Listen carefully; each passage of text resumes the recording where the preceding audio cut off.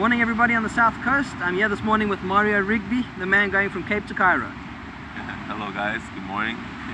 So as you know, a couple of you had questions for him, so today I'm going to find out what those answers are, as well as I've got some questions of my own. Let's get started. So tell us, who is Mario Rigby? So I'm a Canadian guy. I'm traveling on a British passport. I'm actually British citizen, dual citizen, and yeah, I'm on this adventure that started in Cape Town, and I'm going all the way through Africa, all the way up to Cairo, Egypt. So that's to 12 countries, 11 or 12 countries, depending on the political tide of the situations happening up in the north. And this is an adventure just to show people the real side of Africa. I want to show them the rawness of Africa and what it has to offer. You know, what it feels like to walk hand in hand with people and you know, and share that with the world as honestly as I possibly can. Wow, okay. So the way I actually found out about you and crossing Africa was through a Facebook post on a local website. Yeah, that absolutely surprised me. It was there was two people from Mtuntu Lodge that basically they took a picture and they put it on a community post, and after the KwaZulu Nation, I think, everyone just kind of heard about it, and it's insane. I've had people just stop me on the side of the road continuously, which slowed down my journey. But obviously, it's incredible when people stop and just say hi to you, or give you like nicks and necks or something like that, or a bottle of water. That's always a good thing. So tell me, when we stop you, because we're gonna stop you again, yeah. What is your favorite packet of chips and cold drink? Well, I'm not a big chips fan, but if I like just natural fruits, you know, to try to keep it healthy. I mean, I used to be a fitness professional. I had my own gym back in Toronto, Canada. So I try to implement fitness and health as I go along as well, you know. Wow, okay. So water and fresh fruit. Fresh fruit, fruit juice, yeah. Biltong. You guys have biltong, which is quite amazing. We don't have that in Canada, and we have, I think it's like beef jerky or something, but nothing compared to biltong. Yeah. Awesome. So I've got a couple of questions from the Facebook group that they want answered. Yeah. So can I just start rattling them off? Yeah, absolutely. Okay, fantastic. Linda asks, what is your inspiration? So my inspiration is, I have a few inspirations actually. When I was a kid, I've always wanted to travel and be an adventurer. My father was an adventurer. He used to show us pictures of him kind of skiing down the sand dunes in Egypt, and so these kinds of things inspired me to kind of explore and see the world in a different way. And I believe that our generation, we need to go out more and take bigger risks, and that's my whole point, is to take risks, become fearless, and really I'm trying to inspire a younger generation to go out and do the right thing. And sometimes to do the right thing, you have to be brave. You have to go out there and do the above and beyond, right? Wow, so it actually shouldn't be crossing Africa, it should be the man conquering Africa. No. I'm not conquering Africa at all. But I'm definitely trying to cross Africa, yeah. So Charlene asked, what has the lowest point been since you started, and how did you overcome it? My lowest point, I would say, was probably in the Wild Coast. I was walking the Wild Coast for about 3 weeks, and the things that happened there, it's like anything that could possibly happen to you emotionally, physically, to a human being, probably happened to me there. Nearly drowned, my tent broke, and the water was flooded in my tent, so I woke up basically in a pool. One of the craziest freak show storms that happened when I was along the Wild Coast. There was nobody around for miles and miles and miles, and it was a low point during the night, but I ended up waking up, and after that everything was fine. But I don't really have many low points. I get over it really quickly, and you have to have that when you're doing this kind of traveling. Yeah. You can't hold on to grudges or, you know, negative feelings and things like that. So you always have to kind of spring yourself up and just brush it off and just kind of go for it, you know. So always have a good spirit. That's the main thing.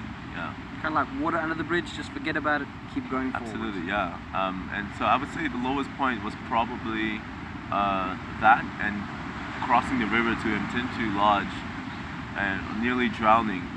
But immediately right after that, I had the most amazing people help me out and cater to me, and so I forgot about it immediately. It was an adventurous story right away. So yeah, I would say those were the lowest points, and I guess so far that doesn't really seem like a low point, does it?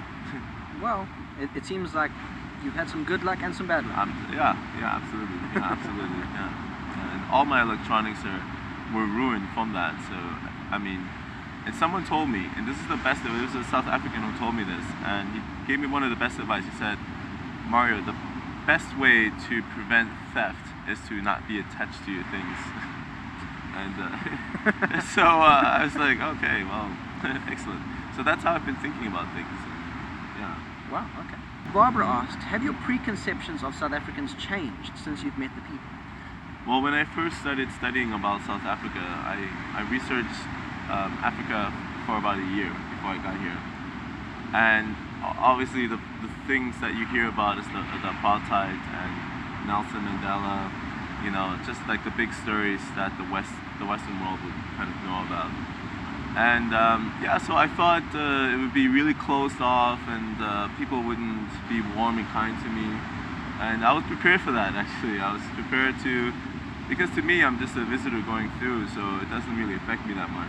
Because all I would be doing is recording and taking pictures and telling stories of what's happening. And so I was prepared to write about these things, but I had a very open mind, you know. And I thought, okay, well, let me just go through this, because in my mind, I believe that all of humanity, at least 95% of people, are good people and they mean well. And I try to find the good even in people that are bad. So there's always something you can find in people, no matter who they are. You know, there's also commonality between us. And that's something my mom has always taught me. So it's so how it's changed is basically people here are incredibly friendly. Everyone is just like, even this one guy who yelled at me one time because he thought I was just trespassing through property. We ended up becoming best friends. And that was like the biggest incident I've ever had with a person, and we ended up becoming best friends. So I mean, he's invited me over to his home and sleep with his family, and it's just incredible. So I'm just in awe at how kind people are around the world, and it's like I'm still like speechless about it, really. Wow. Yeah, it's just really kind-hearted people. Yeah. Tolashni asks, what do you attempt to achieve and present after your journey? So what I want to present is, I would like to put together a documentary. I would like to get it out in the film festival. It would just be a video documentary about my journey through Africa. It'll hardly show anything about walking. It would be more about humanity, the environment, the animals, and the things that I've experienced through walking. Right?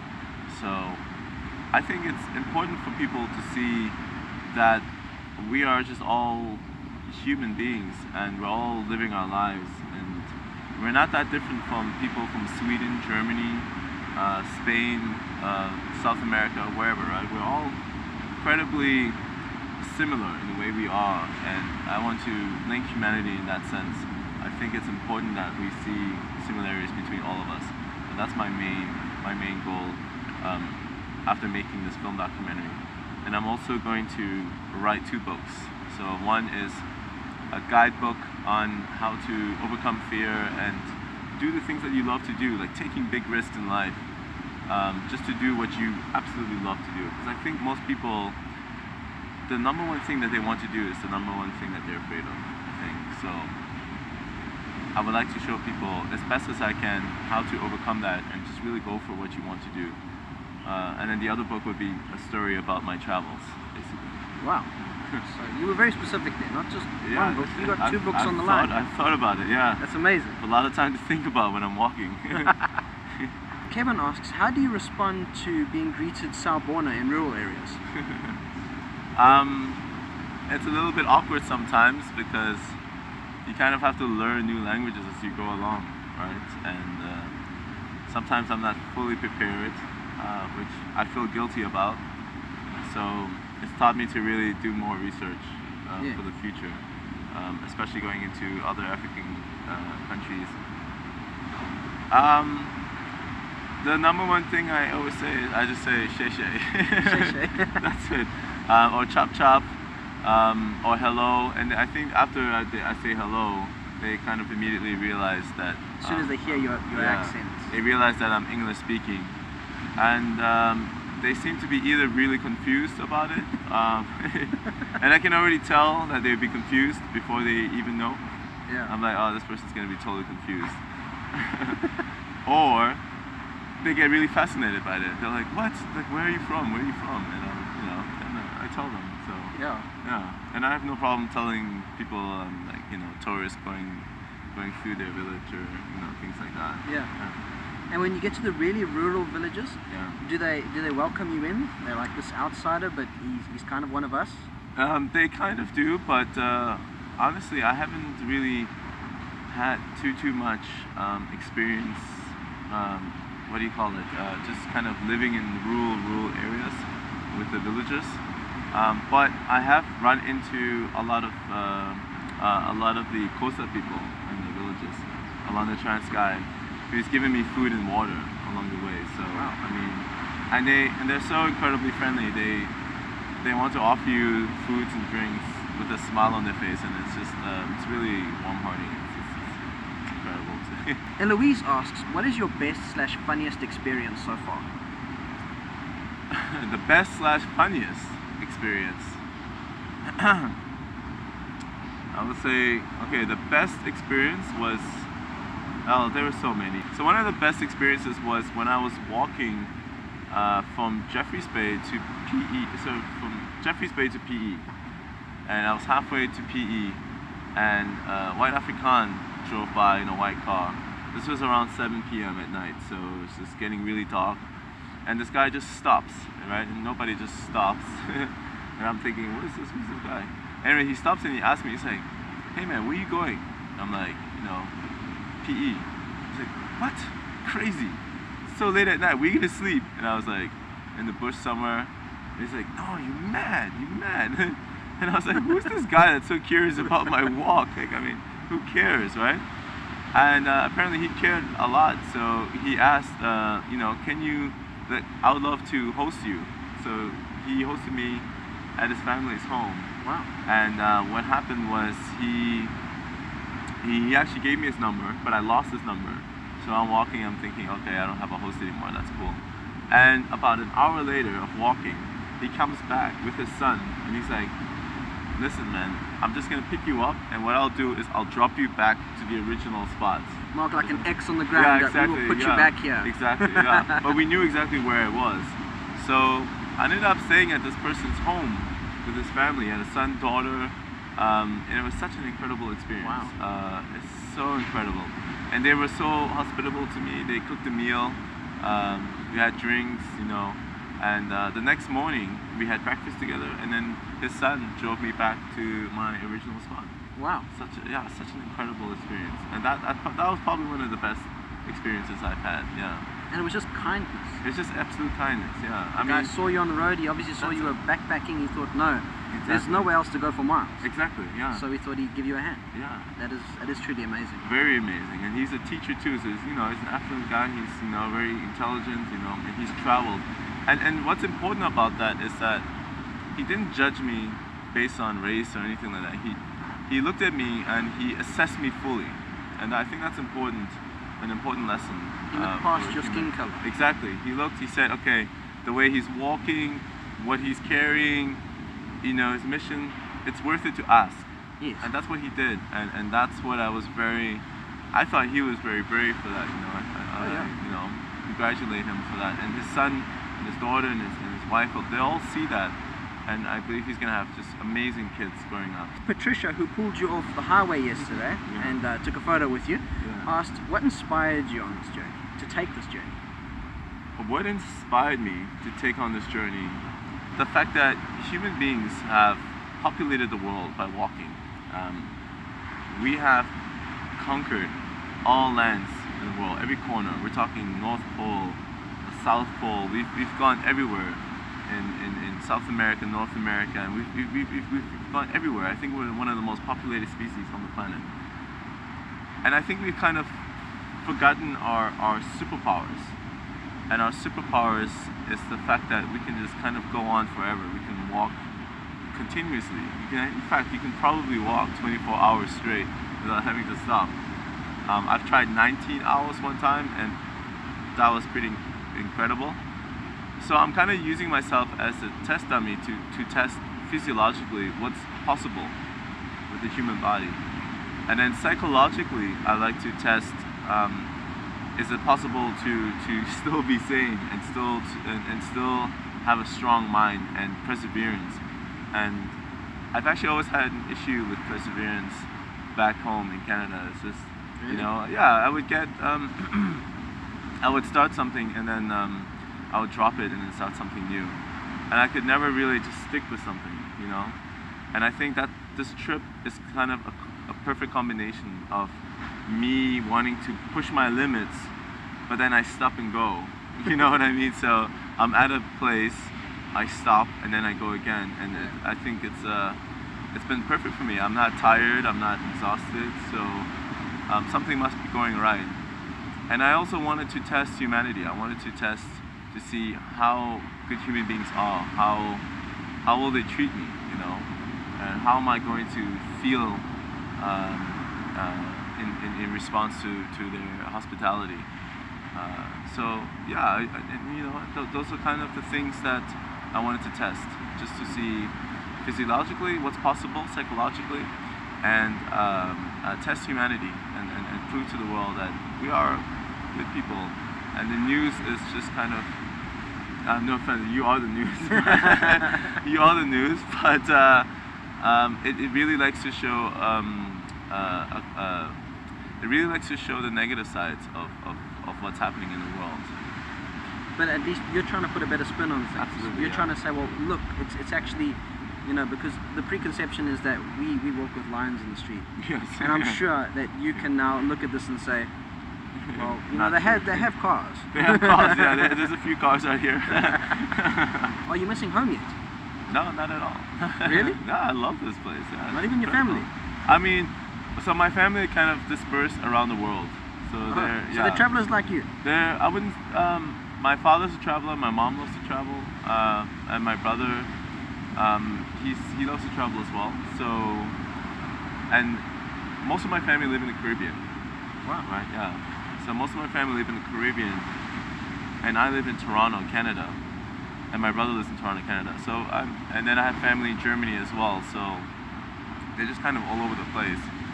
So I always felt like my family were the people that I'm around. So I was always very close to my friends, and I always made new friends. So this is kind of a grand scale of what I've always been doing, really.